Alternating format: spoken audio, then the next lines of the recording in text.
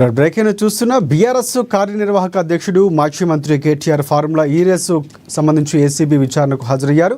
ఉదయం 10 గంటల సమయంలో అడ్వకేట్ రామచంద్రరావుతో కలిసి ఆయన హైదరాబాద్లోని ఏసీబీ కార్యాలయానికి వెళ్లారు. ఈ కేసులో కేటీఆర్ A1గా ఉన్నారు. ప్రభుత్వ సంస్థల అనుమతి లేకుండానే విదేశీ సంస్థకు నగదు చెల్లించినట్లు ఆయనపై ఆరోపణలు ఉన్నాయి. కేటీఆర్ ఏసీబీ కార్యాలయానికి వస్తున్న సందర్భంగా ఎలాంటి అవాంఛనీయ ఘటనలు జరగకుండా ఏసీబీ కార్యాలయం వద్ద పోలీసులు భారీగా మోహరించారు. కార్యాలయం ముందు బారికేట్లతో బందోబస్తు ఏర్పాటు చేశారు.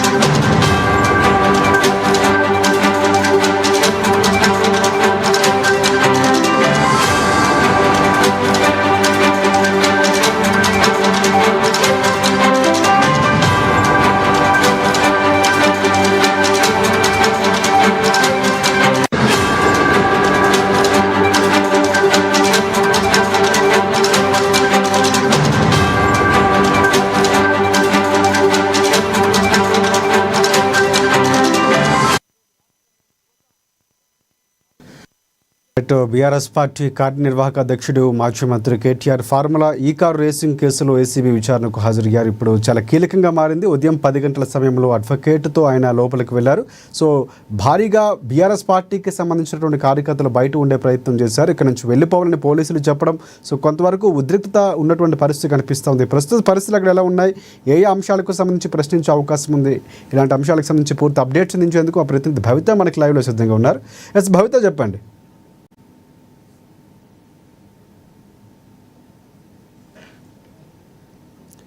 రైట్ భవిత, ప్రస్తుతం అక్కడ పరిస్థితి ఎలా ఉంది? కార్యనిర్వాహక అధ్యక్షుడు కేటీఆర్ 2 గంటలకు అక్కడ చేరుకున్నారు. ఆయనతో పాటు లోపలికి ఎవరెవరిని అనుమతించారు?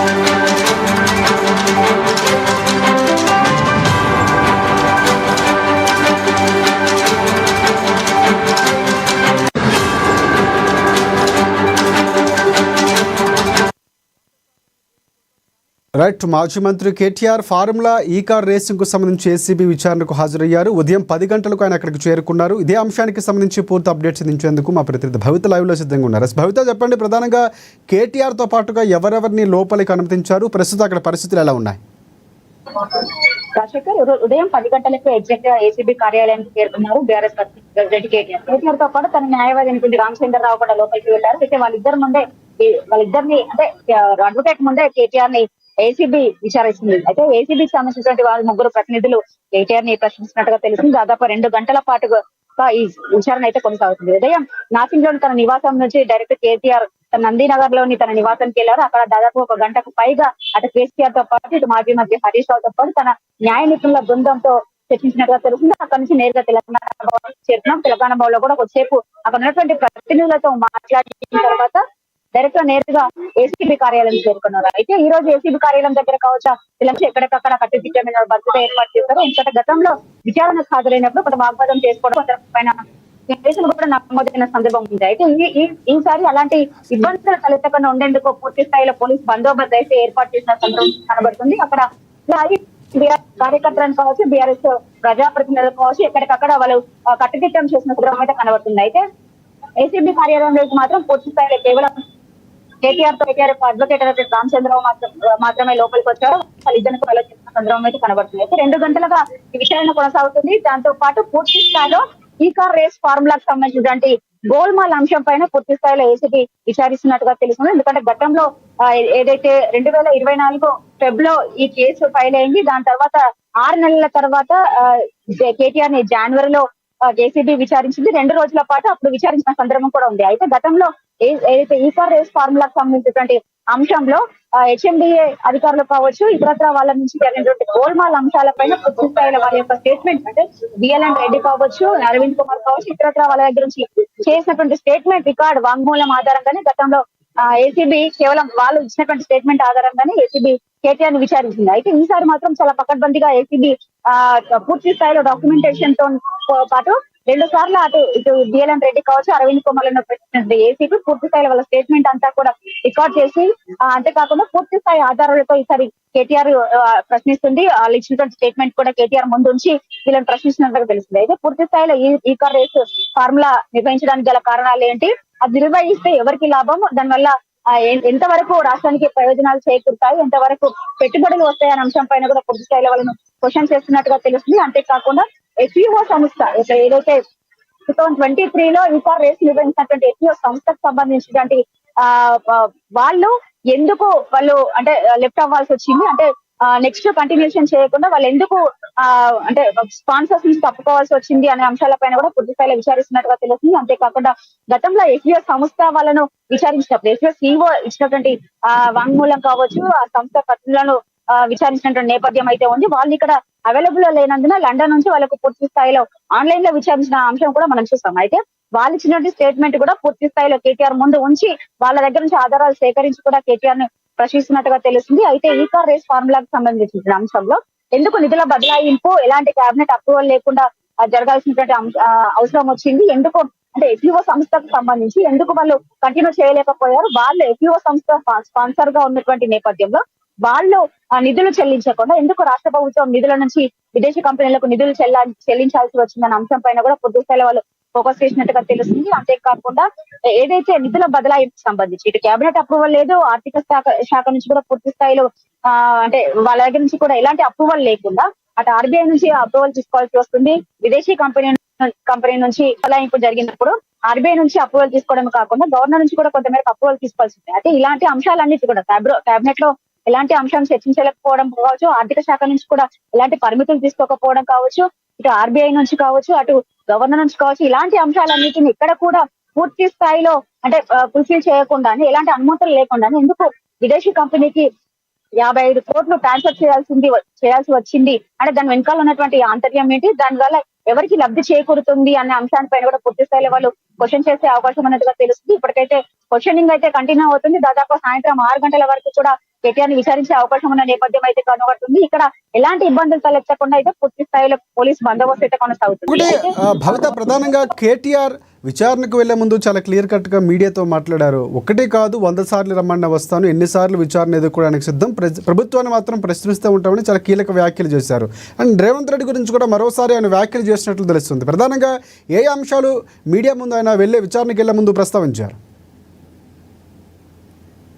ముఖ్యంగా గత కాలంగా బీఆర్ఎస్ అధికారం కోల్పోయి కాంగ్రెస్ ప్రభుత్వం అధికారంలోకి వచ్చినప్పటి నుంచి కూడా వాళ్ళు చేసినటువంటి ఒక్కొక్క అవినీతి బయటపడుతున్న నేపథ్యంలో ఇప్పటికే లిక్కర్ కేసు కావచ్చు, అంటే కవిత చేసినటువంటి లిక్కర్ కేసు సంబంధించి కావచ్చు, ఏదైతే కాళేశ్వరం కుంగుబాటు కారణమైన తర్వాత కాళేశ్వరం విచారణ సంస్థలకు ఆదేశించడం కావచ్చు, దాని తర్వాత కేటీఆర్ ఈ అంశానికి సంబంధించి ఈ కార్ రేస్ ఫార్ములా అంటే 1 by 1 వాళ్ళ పైన ఒకటి అవినీతి ఆరోపణలు వస్తున్న నేపథ్యంలో కేవలం బీఆర్ఎస్ పార్టీ ఇబ్బందులు పెట్టి రాజకీయాలను ఇబ్బంది చేసింది కాంగ్రెస్ ప్రభుత్వం, ఇందులో ఎలాంటి లేదని చెప్పేసి కూడా పదే కేటీఆర్ ఆరోపిస్తున్న సందర్భం కనిపిస్తుంది. అటు హరీష్ రావు కూడా విచారణకు ఆదేశించారు, ఈ రోజు నన్ను ఆదేశిస్తున్నారు. ఇలాంటి ఆదేశాలకు మేము ఎక్కడ కూడా భయపడకపోము, మేము తెలంగాణ కొట్లాడి సాధించాము, అప్పుడే ఎన్నో కేసులు పెట్టుకున్నా కూడా ఎలాంటి భయానికి లొంగకుండా మేము పూర్తి స్థాయిలో తెలంగాణ రాష్ట్రాన్ని సాధించుకున్నాము.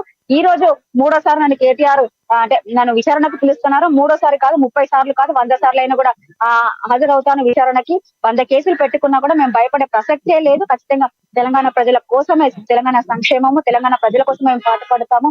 తెలంగాణ ప్రజలకు ఇచ్చినటువంటి మీరు హామీలు అమలు చేయమని అడిగితేనే కేవలం కుట్రకోణంతో ఇలాంటి అంశాలన్నిటి కూడా దారి తీస్తున్నారనే అంశాన్ని కూడా క్లియర్ కట్ గా వాళ్ళు అక్కడ ఒక ఆరోపణలు చేసిన సందర్భం అయితే కనబడుతుంది. వాళ్ళు ఇచ్చినటువంటి 420 సబ్ గ్యారంటీస్ కావచ్చు, 6 గ్యారంటీలకు సంబంధించుకోవచ్చు, వాళ్ళు ఇచ్చినటువంటి డిక్లరేషన్ల పైన మేము ప్రశ్నిస్తూ ఉంటే వాళ్ళు కేవలం కుట్రకోణంతో ఇలాంటి కేసులు నమోదు చేస్తున్నారు. మేము ఎక్కడ కూడా భయపడకపోము, ఖచ్చితంగా మేము విచారణను ఎదుర్కొంటాము. మా దగ్గర ఉన్నటువంటి పూర్తి స్థాయి సమాచారాన్ని కూడా మేము విచారణ శాఖ ముందు కూడా ఉంచుతాము, ఖచ్చితంగా మేము విచారణకు సహకరిస్తాము, మేము ఎక్కడ కూడా భయపడే ప్రసక్తే లేదు అని చెప్పేసి కూడా వాళ్ళు చెప్తున్న సందర్భం కనబడుతుంది. అంతేకాకుండా దాంతో పాటుగా ప్రధానంగా కేటీఆర్ ఒక అంశాన్ని ప్రస్తావించారు, అరెస్ట్ చేస్తే చెయ్యొచ్చు, ఎన్నిసార్లు అయినా జైలుకి వెళ్తారని చెప్పడం వెనక ఆంతర్యం ఏంటి, అంటే ఏమైనా ముందస్తుగానే తనకు సమాచారం ఉందా, గతంలో కూడా అరెస్ట్ చేసే అవకాశం ఉందని కేటీఆర్ చెప్పిన సందర్భాలు ఉన్నాయి. సో ఇప్పుడు కేటీఆర్ అలా మాట్లాడడానికి గల కారణాలు ఏమై ఉండొచ్చు అంటారు? అంటే గతంలో కూడా 2 సార్లు అంటే జనవరి 9-10 తేదీల్లో కూడా కేటీఆర్ ఈ విచారణకు హాజరయ్యారు. అప్పుడు కూడా పూర్తి స్థాయిలో గందరగోళ పరిస్థితులు నెలకొన్నాయి. అయితే ఈ రోజు కూడా అలాంటి కామెంట్స్ చేశారు, అరెస్ట్ చేసే అవకాశం ఉంది, అరెస్ట్ చేసినా కూడా భయపడే ప్రసక్తి లేదు. మళ్ళీ బయటకు వచ్చి కూడా కానీ పరిస్థితులు మాత్రం అలా కనపడలేవు. మనకు ఉన్నటువంటి ఇంటర్నల్ సమాచారం ప్రకారం కేటీఆర్ ని ఈ రోజే కాకుండా మళ్ళొకసారి కూడా విచారించే అవకాశం ఉన్న నేపథ్యం అయితే కనబడుతుంది. ఇప్పటికే పూర్తి స్థాయిలో ఇటు ఎఫ్ఈఓ సంస్థ నుంచి విచారించినటువంటి ఎఫ్ఈఓ సీఈఓ ఇచ్చినటువంటి స్టేట్మెంట్ వాంగ్మూలం కావచ్చు, అరవింద్ కుమార్ కావచ్చు, బిఎల్ఎన్ రెడ్డి వాళ్ళు ఇచ్చినటువంటి స్టేట్మెంట్ వాంగ్మూలం పూర్తి స్థాయిలో విత్ ఆధారాలతో విచారిస్తున్నట్టుగా తెలుస్తుంది. అయితే సాయంత్రం వరకు కూడా ఈ విచారణ కొనసాగే అవకాశం ఉన్న నేపథ్యం అయితే కనబడుతుంది. కానీ ఈ రోజు కేటీఆర్ ని అరెస్ట్ చేసే అవకాశాలు అయితే లేవు అన్నట్టు కూడా మనకు కొంత మేరకు అందుతున్నటువంటి సమాచారం. అయితే పూర్తి స్థాయిలో ఈ రోజు అంటే విచారణ పూర్తయిన తర్వాతనే కేటీఆర్ బయటకు వచ్చిన తర్వాతనే ఎలాంటి అంశాలు అంటే వాళ్ళని అడిగిన అంశానికి సంబంధించి కావచ్చు, ఎలాంటి విచారణ కొనసాగిందనే అంశానికి పూర్తి స్థాయిలో సమాచారం వచ్చే అవకాశం ఉన్న నేపథ్యం అయితే కనబడుతుంది. కేటీఆర్ చేసినటువంటి వ్యాఖ్యల పైన మాత్రం మనకు ఉన్నటువంటి ఇంటర్నల్ సమాచారం ప్రకారం ఇది ఈ రోజు అయితే కేటీఆర్ ని అరెస్ట్ చేసే అవకాశం లేదనే అంశం అయితే కనబడుతుంది. మళ్ళొకసారి వాళ్ళు విచారణకు రప్పిస్తారనే అంశం అయితే మనకు తెలుస్తుంది. రైట్. ఒకటి అంటే ప్రధానంగా మొన్న ఈ కార్ రేసుకు సంబంధించి సో ఈకే రాసు నిర్వహణకు సంబంధించినటువంటి అంశాలు మొన్న ప్రశ్నించారు. అంటే మొదటిసారి విచారణకు హాజరైన నేపథ్యంలో ఇప్పుడు ప్రధానంగా ఏ అంశాలు ప్రశ్నించబోతున్నారు? సో అక్కడ ప్రశ్నించినటువంటి టీంలో ఎంతమంది ఉన్నారు? ఏమైనా మనకు అప్డేట్స్ ఉన్నాయా? అక్కడ ఉన్నటువంటి ఏసీబీ డైరెక్టర్ తో పాటు మరొక 2 ప్రతినిధులు ఏసీబీ నుంచి దాదాపు ముగ్గురు వ్యక్తులు కేటీఆర్ ని ప్రశ్నిస్తున్నారు. అయితే గతంలో జరిగినటువంటి విచారణ కేవలం ఓరల్ గా అంటే ఏదైతే ఈ కార్ రేసు ఎందుకు నిర్వహించాల్సి వచ్చింది, నిధుల గోల్మాల్ ఎందుకు చేయాల్సి వచ్చింది, ఎందుకు ఎలాంటి అప్రూవల్ లేకుండా అంటే కేబినెట్ అప్రూవల్ కు సంబంధించి ఎలాంటి అప్రూవల్ లేకుండానే మీరు ఎందుకు నిధులు బదిలీ చేశారు, కేవలము అంటే విచారణ ఏదైతే ఈ కార్ ఫార్ములా రేస్ నిర్వహించినటువంటి స్పాన్సర్స్ ఏదైతే ఉన్నారో వాళ్ళు నిధుల బదిలీ చేయాల్సిన అంశాలు ఎందుకు రాష్ట్ర ప్రభుత్వం నిధుల బదిలీ చేస్తారండి కేవలం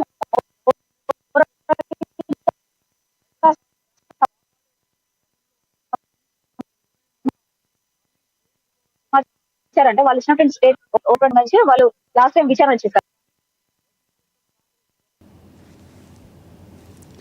రైట్. థ్యాంక్స్ ఫర్ అప్డేట్స్ భవిత. ప్రధానంగా ఇక్కడ విచారణ కొనసాగుతుంది. పూర్తి అప్డేట్స్ ఇంకా మనకి తెలియాల్సి ఉంది. సో విచారణ దాదాపుగా సాయంత్రం వరకు జరిగే అవకాశం ఉన్నట్లు కూడా అక్కడి నుంచి మా ప్రతినిధి చెప్తున్నారు. చూద్దాం. సో పూర్తి స్థాయిలో మొన్న విచారణ ఏదైతే మొదటిసారి కేటీఆర్ హాజరైనటువంటి సందర్భంలో సో ఈ కార్ రేసుకు సంబంధించి అవినీతి జరిగిందా, ఎలా దీనికి నిధులు బదిలీ చేశారు, సో నిర్వహణకు సంబంధించినటువంటి ఏర్పాట్లు ఎవరు చేశారు, ఈ అంశాలపై ప్రధానంగా ప్రశ్నించారు. A1గా ఉన్నటువంటి కేటీఆర్కు సంబంధించి రెండోసారి హాజరయ్యారు. మన నోటీసులు అమెరికా పర్యటన నుంచి వచ్చిన తర్వాత నోటీసులు అందుకున్నారు. విచారణకు హాజరవుతాను, అబద్ధాలు చెప్పే ప్రసక్తి లేదు, నిజాలే చెప్తారంటూ కూడా ఇప్పుడున్నటువంటి ముఖ్యమంత్రిపై కూడా ఆయన కొన్ని వ్యాఖ్యలు చేసినటువంటి సందర్భం. ఇప్పుడు కూడా మీడియా ముందు ఆయన విచారణకు వెళ్లే ముందు కూడా అదే వ్యాఖ్యలు చేశారు. లైవ్ డిటెక్ట్ టెస్ట్కు ఓకేనా అంటూ కూడా సవాల్ విస్తున్నటువంటి పరిస్థితి కనిపిస్తుంది. అవి కోర్టులో చూసుకుంటాను ఇప్పటికే కాంగ్రెస్ పార్టీ ఒక క్లారిటీ ఇచ్చింది. కానీ రెచ్చగొట్టే ప్రయత్నంతోనూ రాజకీయంగానూ కేటీఆర్ మాట్లాడుతున్నటువంటి కాంగ్రెస్ పార్టీ విమర్శిస్తుంది. సో పూర్తి స్థాయిలో అక్కడ విచారణ కొనసాగుతుంది. ఏ అంశాలకు సంబంధించి కేటీఆర్ని ప్రశ్నిస్తున్నారనేది మాత్రం ఇంకా పూర్తిగా తెలియాల్సి ఉంది. ప్రధానంగా నిధులకు సంబంధించి ఏవైతే కొన్ని నిధులు అక్కడ ఉన్నాయో సో ఆ డ్రాప్ అయినటువంటి అకౌంట్స్కు సంబంధించి కూడా మనీ లాండరింగ్ ఏమైనా జరిగిందన్నటువంటి అంశాలపై కూడా ప్రధానంగా విచారణ జరుగుతున్నట్లు తెలుస్తుంది. సో ప్రశ్నల వర్షం కురిపిస్తున్నారు కేటీఆర్కి అన్నటువంటి సమాచారం అయితే స్పష్టంగా అందుతోంది. Right. For more updates, so keep watching ANN Telugu News.